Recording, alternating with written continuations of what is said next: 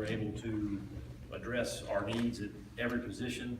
A lot of credit goes out to our staff, what they're able to do, not only capitalizing off the momentum of the Egg Bowl in the early signing period, but also addressing some needs in this. So we're really proud of our staff.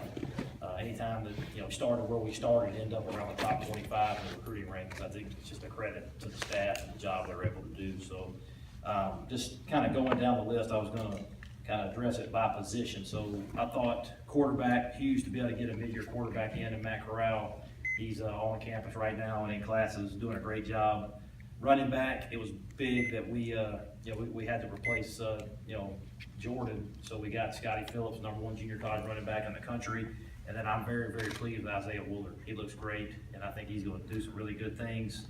I thought Coach Peeler did an awesome job of really selling the momentum of the NWO and the nasty wideouts.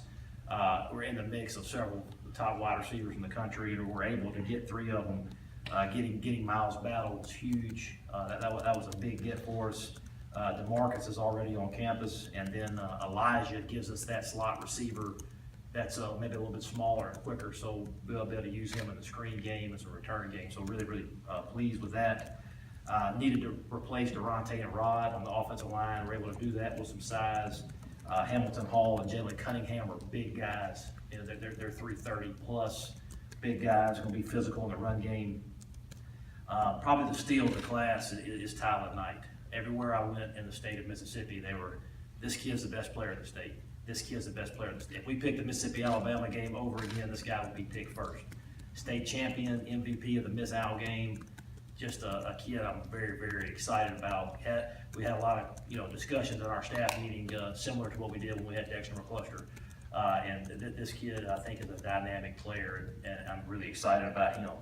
Defensively, on the defensive line, I think it was important for us to add size, and we definitely did that with Noah. He is a big guy that can anchor in the middle.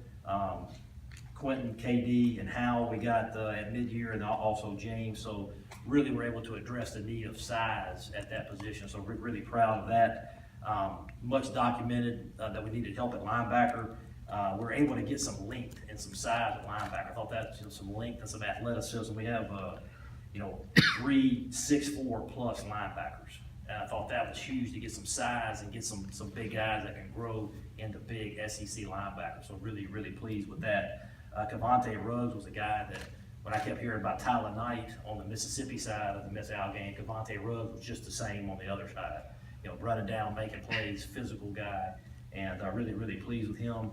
Luke Knox showed up on our visit, and I remember Luke when he was like 6'3", 180, and he showed up and he's 6'3", 217, running 4'6" or 4'7". I think he's a guy that can be really special. So really, really excited about Luke. Ja'Cory Hawkins, super athlete, and then rounded out Kedron and Cam. But just top to bottom, we're able to address a bunch of needs for this class, and really, really excited. All right, raise your hand if you have a question. Bring the microphone to you. All right, who wants to go first? Or we'll start in the middle. Just top to bottom, looking at the class, can you point out one player who come in and make a difference right away? Well, I think anytime you look at it, the one that jumps to my mind is Scotty Phillips, just because of having to replace George Wilkins. I think that's the one that just pops in your mind. But so I think that was a big need for us. Questions?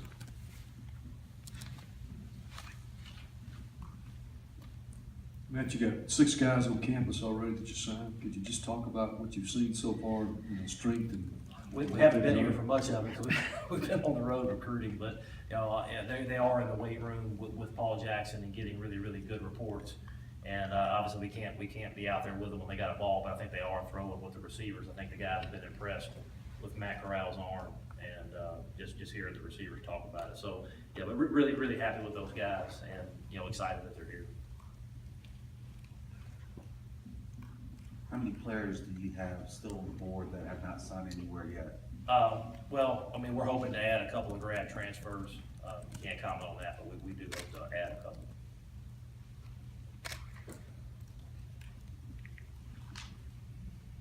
Matt, in your career, you've recruited under all kinds of circumstances.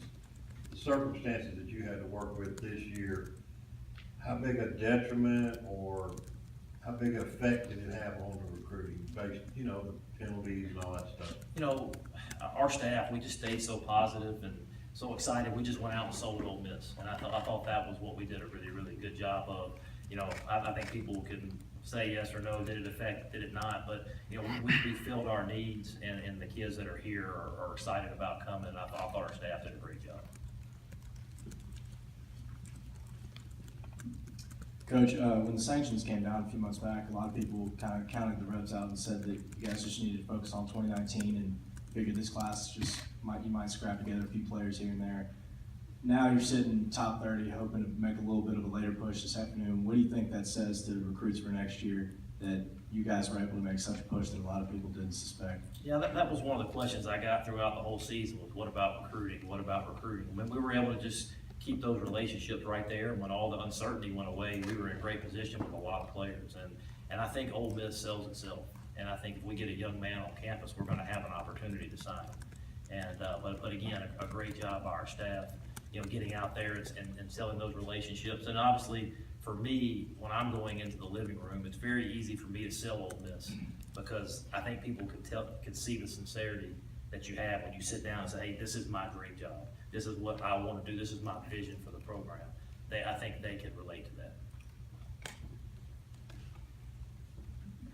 What was the biggest adjustment that popped out to you after, you know, the early signing period, it being the first one, this being the first signing day with that? Yeah, you know, it is different, because it makes this day a little bit less, you know, when you sign almost, you know, double in the first signing period. But it does give you the ability, okay, this is what we didn't get, this is what we need to go focus on. But again, I think, you know, overall, I didn't think it was that big of a difference, because, but again, being the first time, we'll learn a little bit. But again, next year, we'll try to finish our whole class on the front end. Questions?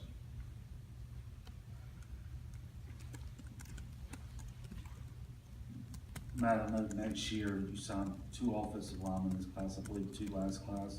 It's gonna put a lot of pressure on next year. What are your numbers looking like for the offensive line next year? Yeah, I think we'll probably end up signing 5 next year, potentially 4, depending upon how, you know, how it goes, but, you know, 4 or 5 for sure next year. You know, tackle will be a big area of need. We got several guys leaving. You know, you gotta plan for potentially Greg.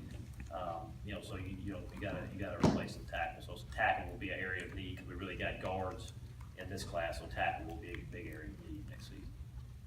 Does getting bigger on defensive line indicate any kind of style changes or schematic changes, or you just wanted to get bigger? No, just my overall viewpoint is, you know, to win in this league, you gotta be able to run the ball and stop the run.